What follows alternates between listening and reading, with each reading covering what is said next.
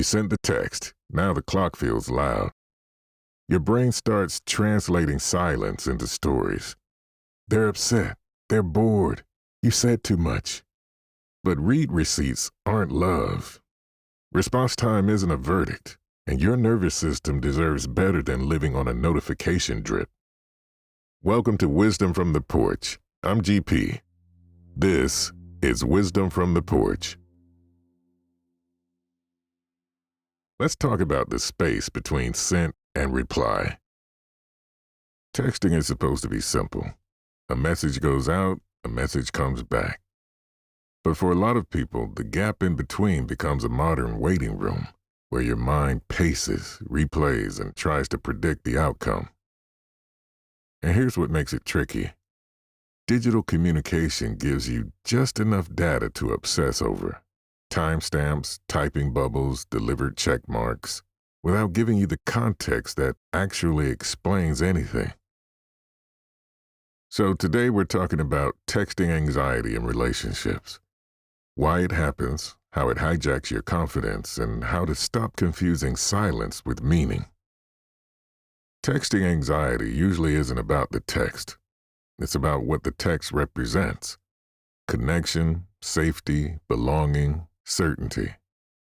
When the reply doesn't come quickly, the brain tries to solve uncertainty by creating a story. And those stories tend to lean negative. They're losing interest. I was annoying. I said the wrong thing. I'm not important. This is not a character flaw. It's a nervous system doing what nervous systems do, trying to reduce uncertainty. The problem is that response time is a terrible measurement tool. A delayed reply can mean work, family, focus time, emotional bandwidth, notifications off, driving, sleep, stress, or simply being human. Response time doesn't equal interest level. It usually reflects availability, habits, and communication style, not your worth. Once the brain links checking with relief, checking becomes a loop. You look at your phone, you get a tiny hit of control. You don't see what you want. Anxiety rises. You check again. And each check reinforces the idea that your peace lives outside of you, inside someone else's reply. That's the core issue. Your nervous system starts outsourcing reassurance, and that makes every pause feel like a threat.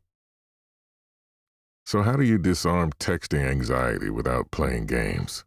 This isn't about acting chill or pretending you don't care. It's about building a healthier relationship with the waiting. Here are tools that work in real life. 1. Separate facts from stories. Fact: I sent a message. Fact: I haven't received a reply yet. Story: they don't care. When you catch the story, name it gently. My brain is filling in gaps. 2. Use a two-track interpretation. Instead of one scary explanation, hold two neutral possibilities. They may be busy. They may reply later. They may need time. This loosens the grip on catastrophizing. 3. Set a post-text boundary. Pick one rule you can keep. For example, after I send a message, I put my phone down for 20 minutes. Or, no rereading the text more than once. Or, no checking read receipts, ever. This isn't punishment, it's nervous system training. 4. Recenter your worth. A reply is communication, not a score. Your value doesn't go up with fast responses and down with slow ones. If you need a line to borrow in the moment, try, I'm allowed to be seen without being instantly answered. And 5. Choose clarity over guessing. If this is a recurring pattern in a relationship, it's okay to communicate needs without blame. Hey, quick check. What's your typical texting rhythm? Or, if you're busy, no rush.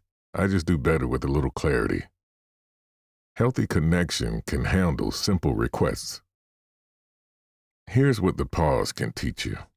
The space between sent and reply is where people often abandon themselves. mentally, emotionally, and even physically, just to get back a sense of certainty. But connection isn't built on speed. It's built on consistency, respect, and how you treat each other over time.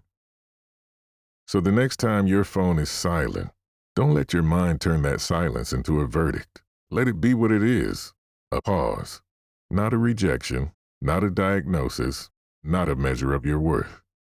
And that's the conversation on the porch today. This episode was designed to help you detach your self-worth from response time and build calmer, clearer communication in modern relationships. You sent the text, the clock got loud, and your brain tried to turn silence into a story. But read receipts aren't love. Response time isn't a verdict, and you don't have to refresh your worth. If this helped, subscribe to Wisdom from the Porch with GP so you've got a steady voice in your week.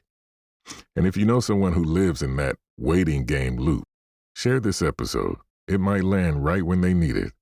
And as always, thank you to Cloud Microphones for supporting these conversations. This has been Wisdom from the Porch. I'm GP. You're always welcome on the porch.